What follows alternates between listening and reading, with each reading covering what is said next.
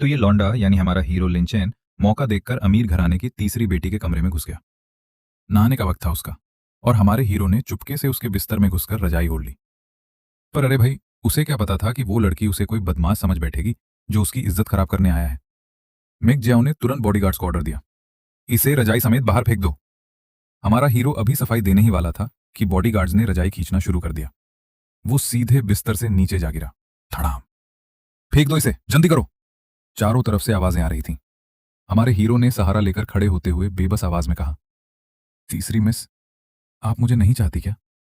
पर जैसे ही मेगजाओ ने देखा कि रजाई में वो खुद है, उसकी आंखें फैल गईं। यकीन ही नहीं हो रहा था उसे कि वो अपने सबसे प्यारे इंसान को ही बाहर फेंकवा रही थी। उसने गहरी सांस ली और अगले ही पल हमारे हीरो को कसकर गले लगा लिया। उसका चेहरा उसके सीने से लग गया। फिर उसने कमरे में मौजूद सबको एक ही लाइन में निपटाया, सब लोग बाहर जाओ। बटलर, झांग और बाकी सब तुरंत बाहर। हमारे हीरो ने नाराज होते हुए कहा, अभी तो आप सच में मुझे बाहर फेंकवाने वाली थी, मैंने सब सुन लिया था। मिगजाओ ने उसकी कमर पकड़ ली। गाल हल्के लाल हो गए। मुझे कैसे पता होता कि वहां तुम लेटे हो? हमारे हीरो ने नाटकीय अंदाज में कहा। तो जिया जियाओ अब मुझसे तंग आ चुकी हैं। कोई बात नहीं, मैं खुद ही चला जाता हूं। यह सुनते ही उसने कमर और कसकर पकड़ ली। किसने कहा कि मैं तुम्हें नहीं चाहती? हमारा हीरो अच्छी तरह जानता था, वो उसे सिर आंखों पर रखती है, छोड़ने का सवाल ही नहीं था। भैया, मैं गलत थी, ठीक है, पर तुम मेरे कमरे में कैसे आ गए? हमारा हीरो समझ रहा था उसके मन में क्या चल रहा है। आखिर पहले वो उससे इतनी नफरत करता था कि जानबूझकर उसके कमरे के सामने से भी नहीं गुजरता था, तो उसका ये मान लेना बिल्कुल नेचुरल था कि बिस्तर पर कोई और होगा। हमारा हीरो मुस्कुराया। यहां जियाओ की खुशबू आती है, और एक वजह और भी थी, मैं उसके करीब रहना चाहता था। मिग जियाओ वहीं खड़ी उसकी आंखों में देखती रही। हमारे हीरो ने पूछा, क्या मैं आज तुम्हारे साथ सो सकता हूं? वो कुछ पल के लिए जैसे फ्रीज हो गई, फिर मुश्किल से बोली, अपने कमरे में जाकर सो। अगर तुम जब चाहो आ जाओ और यहीं सो जाओ, तो मेरी इज्जत का क्या होगा? पर असली बात यह थी, उसका निकालने का कोई इरादा नहीं था, बल्कि उसने जाकर दरवाजा अंदर से लॉक कर दिया। हमारे हीरो ने जानबूझकर दयनीय चेहरा बनाकर कहा, लेकिन मुझे अकेले सोने पर बुरे सपने आते हैं।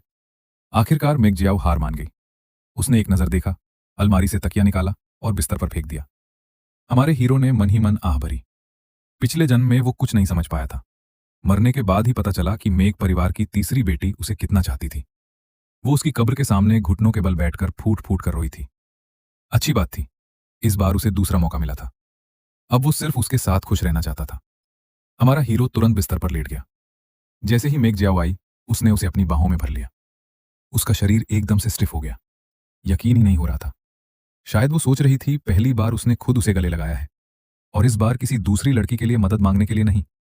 नींद में भी हमारे हीरो ने उसे और कसकर अपनी ओर खींच लिया। जियाओ का हाथ उसकी शर्ट का कोना पकड़े हुआ था। वो देर तक उसे देखती रही, पर असली ट्विस्ट तो अब आने वाला था। कुछ समय बाद हमारे हीरो का शरीर कांपने लगा।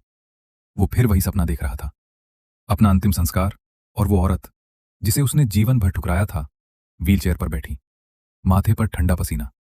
उसकी आंखों में दर्द और चिंता भरी थी। उसने हाथ बढ़ाकर कहा, डरो मत, मैं यहीं हूं। फिर उसने धीरे से उसके होठों के किनारे पर एक चुंबन रखा। अजीब सी शांति महसूस हुई, और वो गहरी नींद में सो गया। अगली सुबह पूरी तरह जागने से पहले ही हमारे हीरो ने नौकरों को बुलाकर आदेश दिया, मेरे कमरे का सारा सामान तीसरी मिस के कमरे में शिफ्ट कर दो। अगर सच में अपनी पत्नी को प्यार करना है तो साथ रहना होगा। शादीशुदा लोग अलग अलग कमरों में क्यों सोएं? बटलर झांग के चेहरे पर मुश्किल भरे भाव आ गए। हमारा हीरो जानता था, उसे डर था कि कहीं वो तीसरी मिस को फिर से दुख न पहुंचा दे। ज्यादा चिंता मत करो, यंग मास्टर चैन तो अक्सर तीसरी मिस को गुस्सा दिलाकर हॉस्पिटल पहुंचा देते हैं। ऊपर से तीसरी मिस की तबीयत भी ठीक नहीं है, उन्हें गंभीर बाइपोलर डिसऑर्डर है। पिछली बार जब उनका दौरा पड़ा था, कई बॉडीगार्ड्स या तो मारे गए थे या बुरी तरह घायल। बटर झांग बेबसी से सिर हिलाते हुए मेघ जियाओ के कमरे की ओर चला गया। वो अभी अभी जागी थी और पूरी सिचुएशन समझ नहीं पाई थी, पर जैसे ही सुना कि लिंचैन कमरा बदलना चाहता है, उसने तुरंत कहा, उसकी मदद करो, बस उसका हाथ मत चोटिल होने देना। ये सोचकर कि अचैन अब उसके साथ रहेगा, जियाओ का उत्साह छिपाए नहीं छिप रहा था। वो किसी शिकारी की तरह लग रही थी जिसे आखिरकार खुद चलकर आने वाला शिकार मिल गया हो। बटलर झांग कुछ समझाने ही वाला था, पर मेघ जियाओ ने दृढ़ता से कहा, चैन ऐसा नहीं करेगा। इधर हमारा हीरो घर में अकेला बैठा प्लान बना रहा था। तभी लू परिवार का फोन आया। भौहें तुरंत सिकुड़ गईं। फोन पर लूचे की आवाज झुंझलाहट से भरी थी। अपने नाम मात्र के बेटे यानी हमारे हीरो के लिए जरा भी चिंता नहीं। जल्दी कुछ करो, मेरे बेचारे ये बाई का पता नहीं अभी क्या हाल होगा। सब उस मनहूस लिंचैन की वजह से हुआ है। जिस बेटे को वो अपना खजाना कह रहा था वो था लू बाई, लू परिवार का असली उत्तराधिकारी। और हमारा हीरो लू परिवार का गोद लिया हुआ बेटा। सुनने में अच्छा लगता है, पर सच ये था कि उसकी जिंदगी घर के नौकरों से भी बदतर थी। कुछ महीने पहले जब लूचे का कारोबार घाटे में गया तो उसने हमारे हीरो को एक 80 साल की बूढ़ी औरत को बेचने तक की सोची थी। मेंग जियाओ ही थी जो उसे अपने पहाड़ी विला में ले आई थी। मुझसे लुई बाई को बचाने को कह रहे हो? ठीक है, पर तीसरी मिस मेरी बात ही नहीं मानती।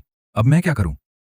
पर असली बात यह थी, पिछले जन्म में लुई बाई ने ही एक कार एक्सीडेंट रचकर हमारे हीरो की जान ली थी, और अब उसी को बचाने के लिए कह रहे हैं। कांड है पूरा।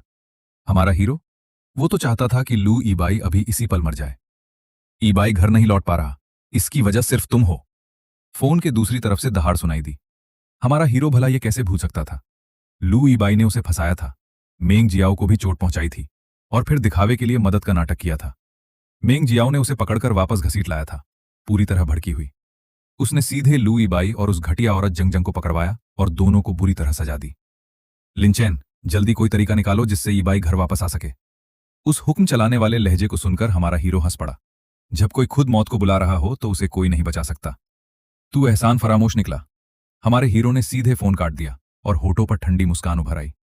उसके मन में एक ही बात थी, मैं लू ईबाई को कभी नहीं छोड़ूंगा। पूरे लू परिवार से खून का हिसाब वसूल करूंगा। उधर पहाड़ी विला में एक और कांड शुरू हो चुका था। क्या लिंचैन, उस आदमी को तुम्हारे साथ एक ही कमरे में रहना है? नहीं, बिल्कुल नहीं। तीसरी बहन, उसकी बातों में मत आना। वो 100% तुम्हें बेवकूफ बनाने की कोशिश कर रहा है। मेंग जियाओ की आंखें धीरे धीरे और भी ठंडी होती गईं। तीसरी बहन, खुद को धोखा मत दो। तुम्हें अच्छी तरह पता है कि लिंचैन कितनी तरह की चालें चलता है। गुनियान ये बात अच्छी तरह जानती थी। 3 महीने पहले लिंचैन खिड़की से भागने की कोशिश करते हुए पकड़ा गया था। उसने चाकू से जियो जियाओ की बांह भी घायल कर दी थी। 1 महीने पहले उसने एक चूहा पकड़कर जियो जियाओ के बेडरूम में छोड़ दिया था। इन कुछ महीनों में जियाओ ने लिंचैन को बेहिसाब छूट दे रखी थी। लिंचैन चाहे उसे कितना भी नुकसान पहुंचाए, वो कभी किसी को उस आदमी की एक उंगली तक छूने नहीं देती थी। यहां तक कि पिछली बार जब लिंचैन की वजह से उसका दौरा पड़ा था, तब भी उसके मन में सबसे पहला ख्याल उसी की रक्षा करने का आया था। गुनियान ये बात बिल्कुल समझ नहीं पा रही थी। लिंचैन जैसा आदमी आखिर ऐसी कौन सी बात रखता था? तीसरी बहन, इस बार भी वो वही पुरानी चाल चल रहा है, अपनी शक्ल सूरत का फायदा उठा रहा है। जैसे ही तुम उसकी बातों पे भरोसा करोगी, वो तुम्हें एक लात मार के छोड़ देगा। पर मेंग जियाओ बस चुपचाप बैठी रही। चुप हो जाओ। गुनियान शायद कुछ और कहना चाहती थी, पर मेंग जियाओ ने उसे एक ठंडी नजर से देखा। अगर एक शब्द और कहा तो तुम्हें अफ्रीका भेज दूंगी, डॉक्टर बनकर काम करने। उसके मन में एक ही बात थी, आज चैन चाहे किसी भी मकसद से मेरे करीब आना चाहता हो। जब तक वो मेरे पास आने को तैयार है, मैं उसे पूरी दुनिया दे दूंगी। इधर हमारा हीरो वापस पहाड़ी विला आकर अकेला आंगन में बैठ गया। दिमाग पूरी तरह उलझा हुआ था। पूरा दिन बीत गया पर जियाओ की एक झलक तक नहीं मिली। आखिर हमारा हीरो खुद को रोक नहीं पाया और बटलर झांग से पूछ बैठा, तीसरी मिस आखिर कब वापस आएंगी? काम खत्म होते ही लौट आएंगी। हमारे हीरो ने विला के बाहर खड़े बॉडीगार्ड्स पर एक नजर डाली। इतने लोग, ये उसे बिल्कुल नहीं रोक सकते थे। अगर वो चाहता तो किसी भी समय यहां से निकल सकता था। पिछले जन्म में वो इसलिए नहीं भागा था क्योंकि डर था कि उसके जाने के बाद जियाओलू परिवार पर अटैक कर देगी। पर सच तो ये था, उसकी फाइटिंग एबिलिटी के सामने ये 10 बॉडीगार्ड्स मिलकर भी कुछ नहीं थे। हमारा हीरो कुछ सेकंड्स तक मेन गेट की ओर देखता रहा। तभी एक कार धीरे धीरे अंदर दाखिल हुई। जैसे ही वो परिचित आकृति कार से उतरी, उसके चेहरे पर मुस्कान फैल गई। वो तुरंत उसकी ओर तेजी से बढ़ा। तुम वापस आ गई। मेघ जियाओ के रिएक्शन देने से पहले ही उसने उसकी कमर अपनी बाहों में ले ली। चोरी छुपे उसकी तरफ देखा। गाल हल्के लाल हो गए थे। हाथ चैन ने मुझे फिर से गले लगाया, और इस बार खुद से। उसे उस रात की याद आ गई जब मेंग जियाओ अपने कमरे में लौटी थी। उस रात हमारा हीरो एक भयानक नाइटमेयर में फंसा हुआ था। सपने में बिजली कड़क रही थी, तेज बारिश हो रही थी। एक ठंडे कब्रिस्तान में जियाओ उसके मकबरे के सामने घुटनों के बल बैठी रो रही थी। वो पूरी तरह डूब गया था उस सपने में। उसे नहीं पता था कि मेंग जियाओ उसके बिस्तर के पास खड़ी उसे देख रही थी। उसकी आंखें बर्फ जैसी ठंडी थीं, उंगलियां कांप रही थीं, होठों पर एक कड़वी मुस्कान थी। हमारा हीरो अचानक झटके से जाग गया। आंखें खुलते ही मेंग जियाओ को देखा। बिना कुछ सोचे समझे उसे कसकर गले लगा बैठा, जैसे कोई डूबता इंसान तिनके का सहारा पकड़ ले। इतनी मजबूती से पकड़ा कि छोड़ने का नाम ही नहीं लिया। मेंग जियाओ का शरीर तुरंत स्टिफ हो गया। फिर उसने बहुत सावधानी से उसे वापस गले लगा लिया। मैंने बहुत डरावना सपना देखा जियोजिया, मुझे छोड़कर मत जाना। आचेन, डरो मत। चाहे मुझे सब कुछ दांव पर लगाना पड़े, मैं तुम्हारी रक्षा करूंगी। मैं तुम्हें कभी छोड़कर नहीं जाऊंगी। जिया प्यार से उसकी पीठ थपथपाकर उसे शांत करने लगी। फिर उसने उसके ऊपर ठीक से कंबल उड़ा दिया। हमारे हीरो ने जानबूझकर बेचारगी भरी नजर से उसकी ओर देखा। मुझे डर लग रहा है, तो कल मैं तुम्हारे लिए एक साइकोलॉजिस्ट बुला देती हूँ। हमारा हीरो तुरंत निरुत्तर हो गया। क्या मुझे गले लगाकर सोना इतना मुश्किल है? सचमुच लकड़ी की तरह सीधी है। पर उसका नाराज चेहरा देखकर मेंग जियाओ को समझ नहीं आया कि उसने क्या गलत कहा। वो बस सावधानी से बोली, तो क्या मैं तुम्हें कोई कहानी सुनाऊं? थोड़ी देर तुम्हारे साथ बैठूं? इतना कहकर उसने बुक शेल्फ से किताब निकाली। शुरुआत में सब कुछ नॉर्मल था, कुछ पुराने किस्से और लोक कथाएं। पर पता नहीं कब से कहानी का रंग ही बदल गया। बहुत समय पहले एक सीधा साधा और दयालु विद्वान था। उसे दुनिया की चालाकियों का बिल्कुल ज्ञान नहीं था। उसने अपनी पत्नी की सलाह नहीं मानी और बाहर की एक चालाक औरत के बहकावे में आकर अपने दोनों पैर गवा बैठा। हमारा हीरो पूरी तरह हैरान रह गया। ये कैसी लोक कथा थी? तभी समझ आया, जियाओ जानबूझकर ऐसा कर रही थी। वो उसके भागने के सारे विचारों को शुरुआत में ही कुचल देना चाहती थी। बस ये समझाना चाहती थी, यहां से जाने के बारे में सोचना भी मत, कभी नहीं। अगर बात नहीं मानी तो अंजाम बुरा होगा। बस, अब और नहीं सुनना, मुझे सोना है। हमारे हीरो ने कंबल खींचकर सिर ढक लिया। अगर ऐसी कहानियां और सुनता रहा तो सच में मन पर बुरा असर पड़ जाएगा। अगले दिन हमारा हीरो बोरियत से ड्राइंग रूम में बैठा था और तरह तरह की बातें सोच रहा था। तभी एक आवाज सुनाई दी, भैया, आखिर मैं आपसे मिल ही गया। हमारे हीरो ने सिर उठाकर देखा। लू ईबाई विला के अंदर दौड़ता हुआ आया और सीधे उसकी तरफ भागा। उसे अपनी ओर आते देखकर हमारी हीरो की आंखें तुरंत ठंडी पड़ गईं। आखिरकार हमारी मुलाकात हो ही गई। लू ईबाई ने आते ही उसका हाथ पकड़ लिया और अपनी शिकायतें सुनाने लगा। मैंने पहले आपकी भागने में मदद की थी, पर तीसरी मिस के लोगों ने मुझे पकड़ लिया और काल कोठरी में बंद कर दिया। जियाओ तो एक राक्षस है। उसने मुझे कैद करके रखा और जंग जियांग दीदी को भी पिटवाया। वो एक ठंडी और जहरीली औरत है। हमारा हीरो चुपचाप उसकी बातें सुनता रहा, आंखों के कोने से उसे देखता रहा। लू ईबाई को लगा कि ये जियाओ से नफरत कर रहा है, तो वो और भी जोश में आ गया। भैया, आपको पता नहीं है, जंग जंग दीदी को इतना सताया गया है कि उनकी हालत पहचान में नहीं आती। भैया, आपको किसी तरह जंग जंग दीदी को बचाना ही होगा। हमारे हीरो ने भौहें सिकोड़ ली, पर चेहरे पर न चिंता थी न घबराहट। शांत स्वर में बोला, अभी तक मरी क्यों नहीं? लू ईबाई वहीं का वहीं जम गया। भैया, आप क्या कह रहे हैं? वो जंग जंग दीदी हैं। आप कैसे उन्हें काल कोठरी में बंद देखकर चुप रह सकते हैं? हमारे हीरो ने सोचते हुए उसे घूरा। सही कह रहे हो, उसे इतनी आसानी से नहीं छोड़ना चाहिए। उस घटिया औरत के लिए सिर्फ कैद काफी नहीं है। उसी समय कमरे के बाहर गुनियान ने मेग जियाओ का हाथ कसकर पकड़ रखा था। तीसरी बहन, जल्दी देखो, लिनचेन की असली सच्चाई आखिर सामने आ गई। उनकी जगह से ड्राइंग रूम का पूरा दृश्य साफ दिखाई दे रहा था। यही है जिसने चुपके से लू ईबाई को काल कोठरी से निकलवाया और विला मिलाया। मैं अभी जाकर लिनचेन का असली चेहरा सबके सामने लाऊंगी। मैंने पहले ही कहा था, पिछले दिनों वो आपको धोखा दे रहा था। उसका हर व्यवहार एक नाटक था। गुनियान का चेहरा गर्व से चमक रहा था, मानो उसने कोई बहुत बड़ा षड्यंत्र उजागर कर दिया हो। उसे यकीन था, इस बार मेंग जियाओ लिनचेन का असली चेहरा देख लेगी। पर मेंग जियाओ वहीं खड़ी रही। उसके चारों ओर का माहौल लगातार ठंडा होता जा रहा था। उसके मन में एक ही सवाल घूम रहा था, क्या आज चैन सचमुच मुझे सिर्फ धोखा दे रहा था? और फिर वो ठंडी सोच, अगर मैं उसकी टांगे तोड़ दूं तो क्या वो हमेशा मेरे पास रहेगा?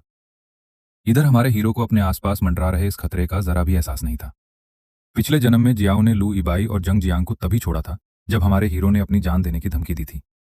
पर इस जन्म में उसने उनके लिए एक शब्द तक नहीं कहा था। फिर भी मेंग जियाओ ने लू ईबाई को अंदर आने दिया। कोई फर्क नहीं पड़ता, क्योंकि वो खुद चलकर सामने आया था। इसलिए हमारा हीरो इस घटिया जोड़ी को आसानी से नहीं छोड़ने वाला था। भैया, ये औरत पागल है। तीसरी मिस आपसे प्यार करती है, इसलिए मैं आपको उसके साथ नहीं रहने दूंगा। मैं आपको और तीसरी मिस को आजाद कर दूंगा। हमारे हीरो ने ठंडी हंसी हंसी। तुम सचमुच मेरे बहुत प्यारे छोटे भाई हो, लू ईबाई ने त्यागी बनने का नाटक करते हुए कहा। अगर मेरे कष्ट सहने से भैया की बाकी जिंदगी खुशहाल हो सकती है, तो यह दर्द क्या मायने रखता है? अगर भैया जियांग जियांग दीदी के साथ दूर जाकर नई जिंदगी शुरू कर सके, तो मैं खुशी खुशी यहां रहकर आपकी सारी पीड़ा अपने ऊपर ले लूंगा। दूसरी मंजिल के गलियारे में खड़ी मैग जियाओ का चेहरा और भी ठंडा पड़ गया। आचैन, इस बार क्या तुम किसी और आदमी को इस्तेमाल करके मुझे उकसाने की कोशिश कर रहे हो? वो मन ही मन कड़वी हंसी हंसी।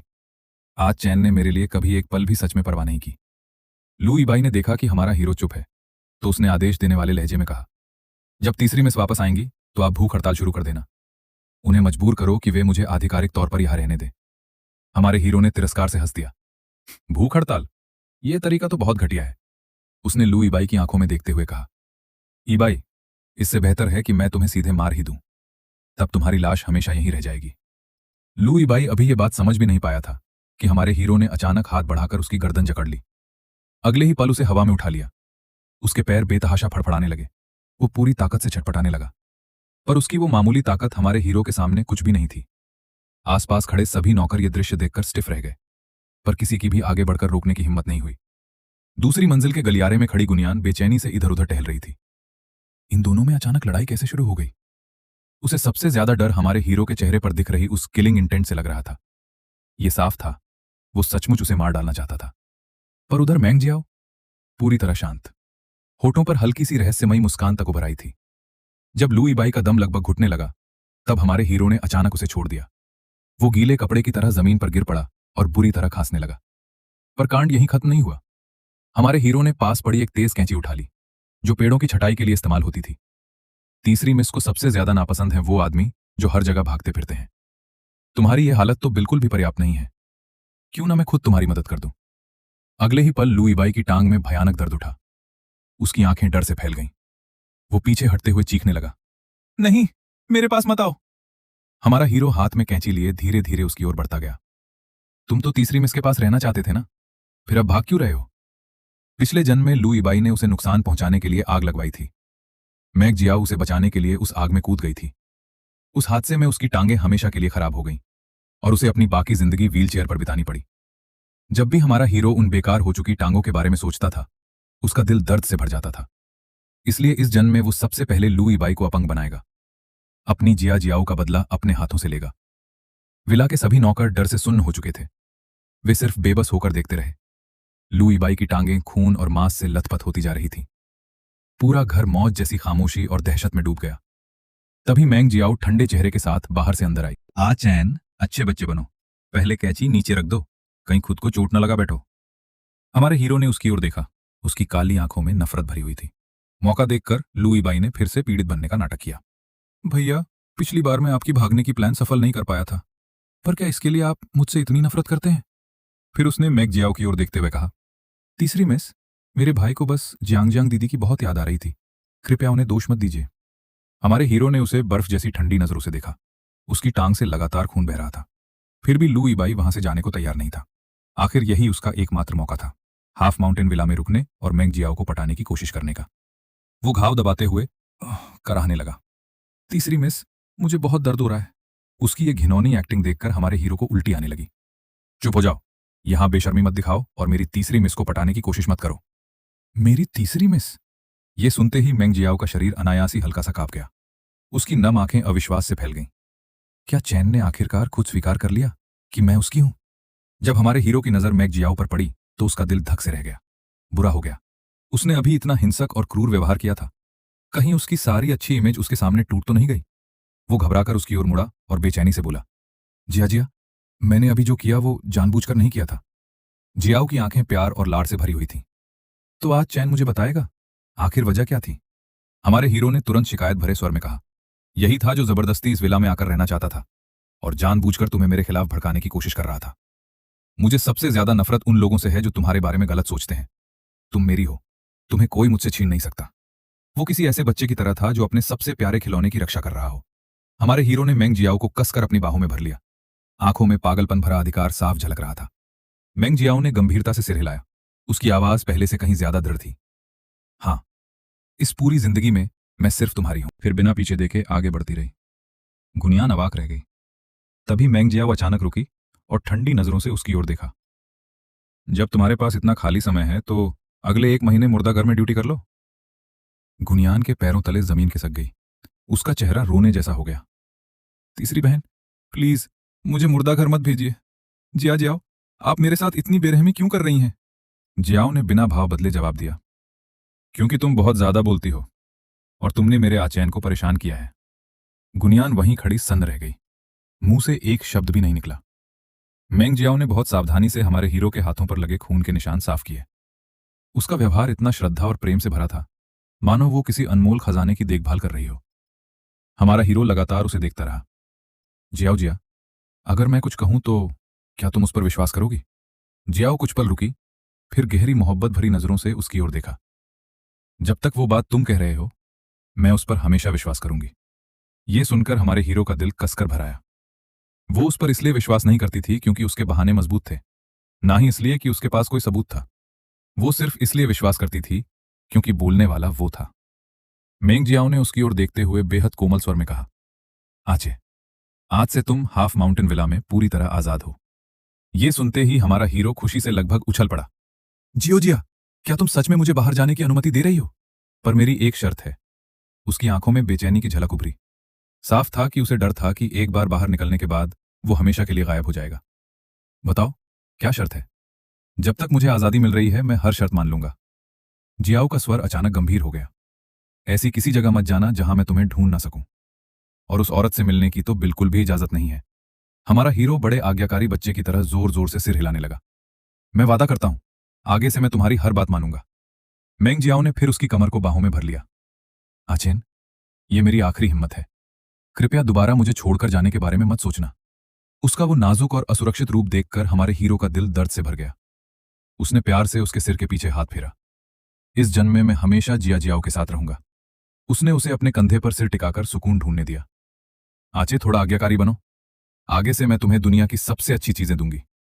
बस तुम हमेशा मेरे पास रहना। वो धीमे स्वर में विनती कर रही थी। ये पहली बार नहीं था। हमारे हीरो के दिमाग में तो हमेशा उस घटिया औरत से बदला लेने के विचार घूमते रहते थे।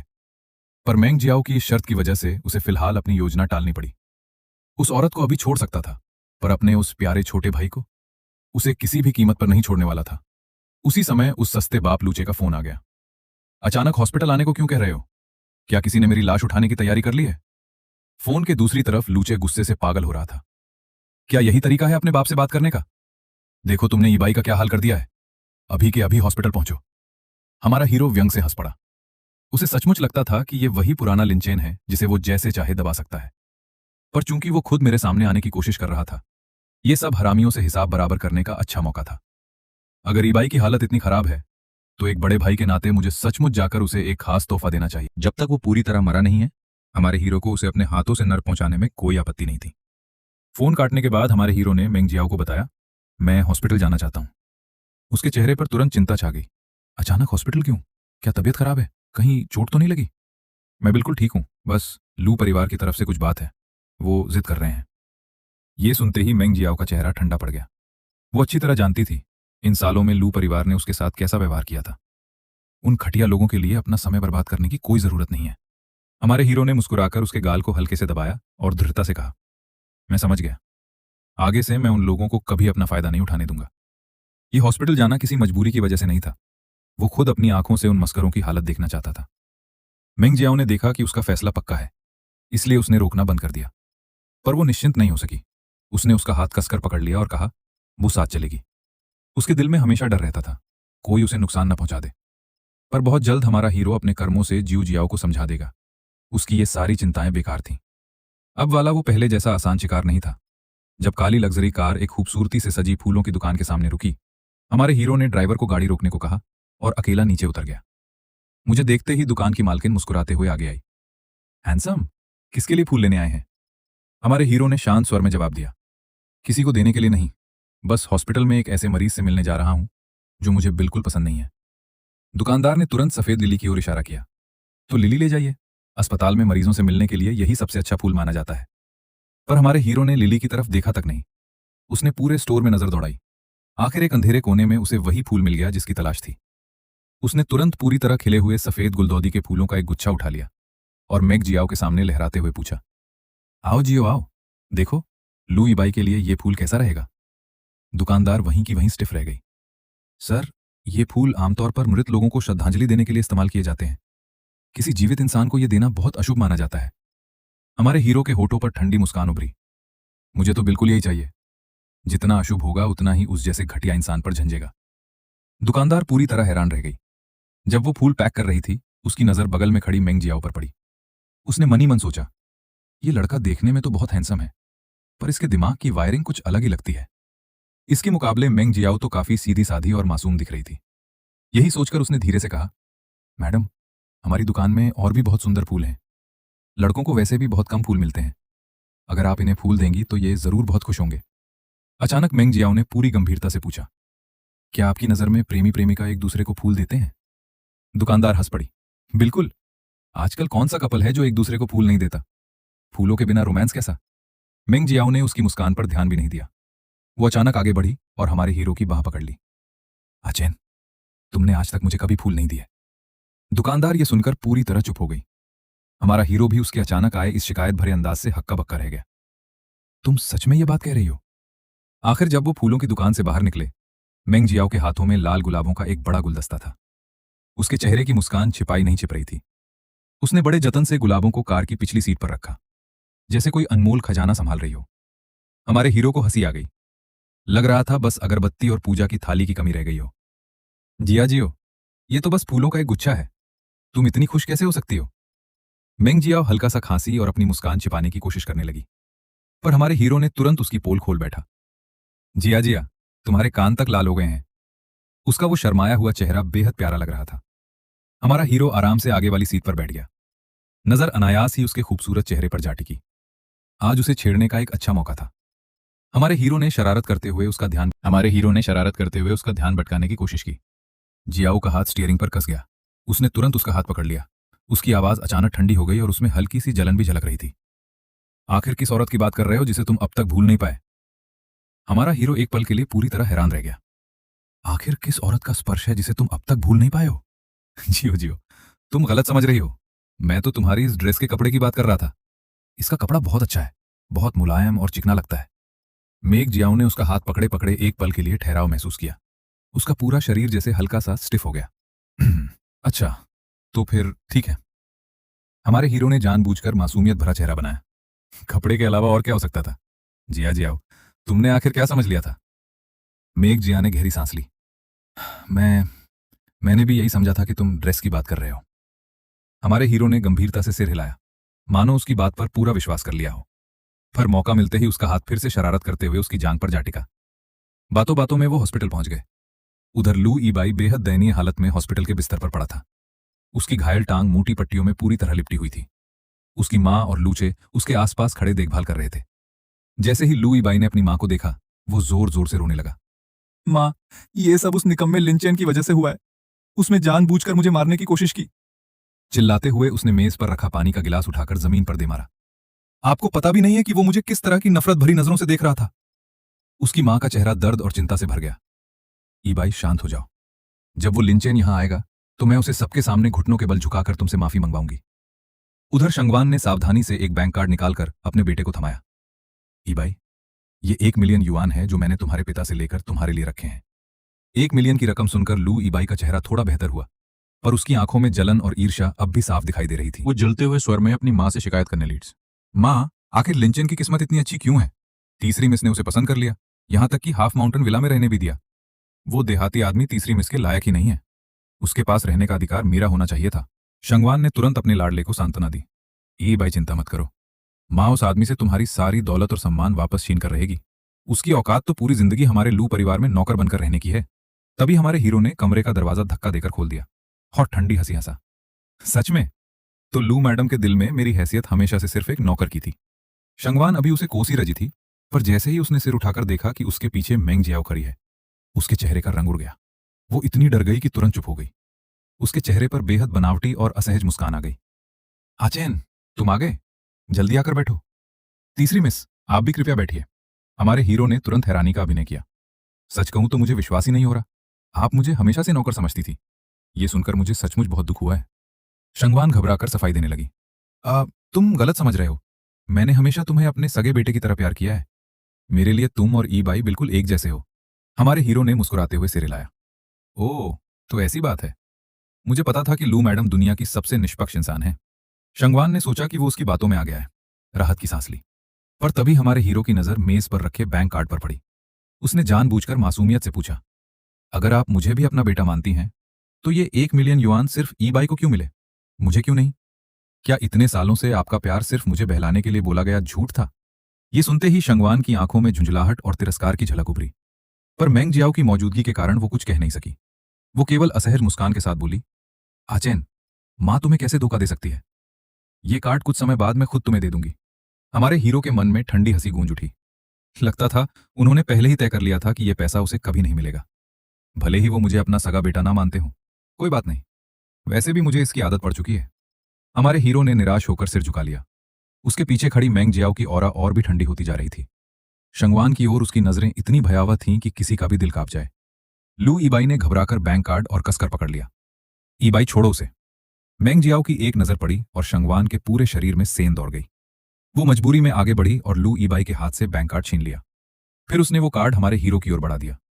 आचेन, माँ ने सच में तुमसे झूठ नहीं कहा था। ये कार्ड तुम्हारा है। ऐसे दिखावटी नाटक देखकर हमारा हीरो कब का ऊब चुका था। बाहर वालों के सामने वो हमेशा प्यार करने वाली माँ का अभिनय करती थी, पर जैसे ही घर के दरवाजे बंद होते वो उसे इंसान तक नहीं समझती थी। हमारे हीरो ने बिना किसी भाव के हाथ बढ़ाकर वो बैंक कार्ड ले लिया। कितनी हास्यास्पद बात थी। जुबान से कह रही थी कि कार्ड मेरा है, पर उंगलियां अब भी कसकर पकड़े हुई थीं, जैसे उसे छोड़ना उसके लिए किसी सजा से कम ना हो। तो फिर लू मैडम की मेहरबानी के लिए शुक्रिया। हमारे हीरो ने उसके सामने ही कार्ड अपनी जेब में रख लिया। ये 10 लाख युआन लू परिवार को काफी समय तक दर्द देने वाले थे। बिस्तर पर पड़ा लू ईबाई गुस्से से कांपने लगा। उसकी उंगलियां चादर को कसकर पकड़ चुकी थीं। हमारे हीरो ने आराम से पास रखी मेडिकल रिपोर्ट उठाई। रिपोर्ट पढ़कर मन में अफसोस हुआ। अफसोस, इतनी गंभीर चोट के बाद भी इसे स्थायी विकलांगता नहीं हुई। रिपोर्ट पर लिखा था कि चोट गंभीर तो है, पर पूरी तरह ठीक होने की संभावना मौजूद है। यह उसके लिए बहुत आसान सजा थी। हमारे हीरो ने बनावटी चिंता जताते हुए पूछा, अरे, ईबाई की चोट कितनी गंभीर है? कहीं इसे पूरी जिंदगी बिस्तर पर तो नहीं रहना पड़ेगा? वो जानबूझकर उसके और करीब चला गया। लू ईबाई का चेहरा तुरंत सुर्ख हो गया। उसे बिल्कुल उम्मीद नहीं थी कि वो उसके सामने खड़े होकर ये उसके जख्मों पर नमक छिड़कने जैसा था। वो मन ही मन सोच रहा था, बस मेंग जियाओ यहां से चली जाए, फिर मैं लिन चैन को ऐसी हालत में पहुंचाऊंगा कि वो जी भी ना सके और मर भी ना सके। वो जानबूझकर उसके और करीब चला गया। लू ईबाई का चेहरा तुरंत सुर्ख हो गया। उसे बिल्कुल उम्मीद नहीं थी कि वो उसके सामने खड़े होकर इतनी बेशर्मी से हालचाल पूछेगा। हमारे हीरो ने मुस्कुराते हुए फूलों का गुच्छा उसकी ओर बढ़ाया। ईबाई, देखो, तुम्हारे लिए तुम्हारे बड़े भाई ने बड़ी मेहनत से ये फूल चुने हैं, इन्हें जरूर संभाल कर रखना। जैसे ही लुई बाई ने सफेद गुलदौदी के फूल देखे, उसका चेहरा कागज की तरह सफेद पड़ गया। मेरे मन में ठंडी हंसी गूंज उठी। तुम तुम मुझे ऐसे फूल देने की हिम्मत कैसे कर सकते हो? दांत पीसते हुए बोला लुई बाई। पर मेंग जियाओ की मौजूदगी में वो और कुछ कहने की हिम्मत नहीं जुटा पाया। तभी मेंग जियाओ आगे बढ़ी। उसकी निगाह सीधी लुई बाई पर टिक गई। आचन ने खुद तुम्हारे लिए फूल चुने हैं, क्या तुम्हें ये पसंद नहीं आए? ये उसकी तरफ से खास तौर पर चुना गया तोहफा है। तुम्हें इसे नापसंद करने का क्या अधिकार है? शंगवान का चेहरा डर से सफेद पड़ गया। वो जल्दी से बीच में बोली, नहीं, ऐसी कोई बात नहीं है। ईबाई को तो ये फूल बहुत पसंद आए हैं। आचे, तुम्हारा बहुत शुक्रिया। ये सब देखकर हमारे हीरो को बेहद व्यंगपूर्ण लगा। लू ईबाई गुस्से से कांप रहा था, पर आखिरकार दांत भींच कर कहना पड़ा, बड़े भाई की इस कृपा के लिए धन्यवाद। हमारे हीरो ने उन दोनों की ओर देखा। उसकी आंखों में जरा भी गर्माहट नहीं थी। ये तो बस शुरुआत थी। पिछले जन्म की यादें सामने घूम गईं। जलती हुई आग में उसका चेहरा बर्बाद हो गया था, फिर कार एक्सीडेंट, और अंत में निर्मम हत्या। इतना ही नहीं, उस औरत को भी इसकी कीमत चुकानी पड़ी थी, जो उससे अपनी जान से भी ज्यादा प्यार करती थी। इस खून का हिसाब वो कभी नहीं भूलेगा। हमारे हीरो का चेहरा धीरे धीरे कठोर होता गया, यहां तक कि उसमें भयावहता झलकने लगी। जियाओ ने तुरंत उसके भावों में बदलाव महसूस कर लिया। वो एक कदम आगे बढ़ी। नरमी पर दृढ़ता के साथ उसने उसकी बांह थाम ली। उसके उस स्पर्श की गर्माहट ने उसके भीतर का अंधेरा धीरे धीरे मिटा दिया। हमारे हीरो का मन शांत होने लगा। उसने उसकी चिंतित आंखों की ओर देखा और मुस्कुराने की कोशिश की। मैं ठीक हूं जियो जिया, पर मुझे कुछ देर यहां अकेला रह निपटानी है। तुम पहले बाहर जाकर मेरा इंतजार करोगी? लू परिवार के ये पुराने और सड़े हुए हिसाब आखिर आज चैन को खुद ही चुकाने होंगे, तभी असली सुकून मिलेगा।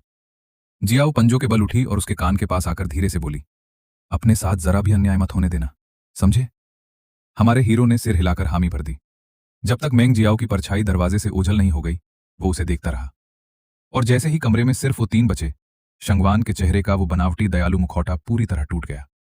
लिंचेन, तुम निकम्मे, जल्दी से वो बैंक कार्ड ईबाई को वापस करो। वो पैसा उसी का है। तुम जैसे आदमी उस रकम के लायक भी नहीं हो। लू ईबाई भी तुरंत मासूम बनने लगा। मां, आप गुस्सा मत कीजिए, भैया ने जानबूझकर नहीं छीना होगा। फिर हमारे हीरो की ओर मुड़कर बोला, भैया आप गलत मत समझना, जब पिताजी का बड़ा बिजनेस डील पूरा हो जाएगा तब वो आपको भी कुछ जेब खर्च दे देंगे। उसके चेहरे पर एहसान जताने वाला भाव था। हमारा हीरो अपनी हंसी रोक नहीं पाया। ये छोटा भाई सचमुच कमाल का एक्टर था। इतने सालों में उसकी एक्टिंग का स्तर जरा भी नहीं बदला था। लू ईबाई ने हमारे हीरो की असामान्य मुस्कान देखी तो बेचैन हो उठा। भैया मां को नाराज मत करो, जल्दी से कार्ड मुझे वापस कर दो। हमारे हीरो ने ठंडी हंसी हंसी। ये कार्ड वापस लेना उनके लिए सिर्फ सपना ही रह जाएगा। उन दोनों के लालची और बेचैन चेहरे देखकर उसे भीतर से मजा आ रहा था। आज मैं मां बेटे दोनों का खून जलाकर ही जाऊंगा। हमारे हीरो ने आराम से कहा, अभी कुछ देर पहले तीसरी मिस ने अपनी आंखों से यह कार्ड मेरे हाथ में देखा है। अगर मैं इसे वापस कर दूं और बाद में वो पूछ बैठे कि कार्ड कहाँ गया, तो मैं क्या जवाब दूंगा? शंगवान तुरंत चुप हो गई। उसके पास कोई जवाब नहीं था। वो केवल मन ही मन गुस्सा पी सकती थी। और मजबूरी में ये नुकसान सह सकती थी। कुछ देर बाद उसने फिर टॉपिक बदल दिया। ई बाई की टांग की ये हालत तुम्हारी वजह से हुई है। तुम एहसान फरामोश, मेरे बेटे को चोट पहुंचाने की हिम्मत कैसे हुई तुम्हारी? हमारे हीरो ने उसकी ओर देखने की भी जरूरत नहीं समझी, बस लापरवाही से बिस्तर पे पड़े लू ईबाई के कंधे पे थपथपा दिया। ईबाई, तुम तो बड़ी शिद्दत से हाफ माउंटेन विला में रहना चाहते थे ना? लू ईबाई गुस्से से कांप उठा। अगर तुम सच में मेरी मदद कर रहे थे तो फिर तीसरी मिस ने मुझे वहां रहने क्यों नहीं दिया? हमारे हीरो ने उस पर तिरछी नजर डाली। क्योंकि तीसरी मिस दिल से तुमसे नफरत करती है। उनके जैसी महिला के सामने मैं भला क्या कर सकता हूं? क्या सड़क से निकले किसी बदबूदार चूहे को पकड़कर मैं तीसरी मिस की गर्दन पे छुरी रख दूं कि वो उससे प्यार करे? लू ईबाई की आंखें लगभग बाहर निकल आईं। वो क्रोध से फटने वाला था। शंगवान ने बेटे को इतना अपमानित होते देखा तो पागलों की तरह चीखने लगी। चाहे कुछ भी हो, ईबाई की ये हालत तुम्हारी वजह से हुई है। अभी के अभी घुटनों पर बैठो और माफी मांगो। वो गुस्से में हमारे हीरो को पकड़कर नीचे झुकाने के लिए आगे बढ़ी, पर जैसे ही उसका हाथ उसके पास पहुंचा, हमारे हीरो ने उसकी कलाई पकड़ ली और जोर से झटका दिया। अगले ही पल वो लगभग 5 मीटर दूर जाकर गिरी। ये देखकर लू ईबाई भी बेकाबू हो गया। अपनी घायल टांग के बावजूद वो उसकी ओर झपटा, पर वो उसे छू भी नहीं पाया। हमारे हीरो ने उसका हाथ कसकर पकड़ लिया, फिर ठंडी आवाज में कहा, घुटनों पर बैठकर माफी मांगनी है? अगर तुम्हारी इतनी इच्छा है तो मैं तुम्हारी ये इच्छा भी पूरी कर दूंगा। वो धीरे धीरे लू ईबाई के करीब झुका। लू ईबाई, इतनी जल्दी मत करो। तुम लोगों ने मुझ पर जो कर्ज चढ़ाया है वो एक बार में चुकाया नहीं जा सकता। आखिर वो उस घुटन भरे कमरे से बाहर निकल आया, मानो कुछ हुआ ही ना हो। हमारा हीरो हॉस्पिटल के बाहर चला गया। मेघ जियाओ कार के पास खड़ी थी, लगातार आने जाने वाले हर व्यक्ति को देख रही थी। हमारा हीरो अच्छी तरह जानता था वो क्यों परेशान थी। डर था कि कहीं कोई उसे नुकसान न पहुंचा दे या कहीं वो अचानक गायब न हो जाए। काफी देर इंतजार के बाद जब उसने हमारे हीरो को मेन गेट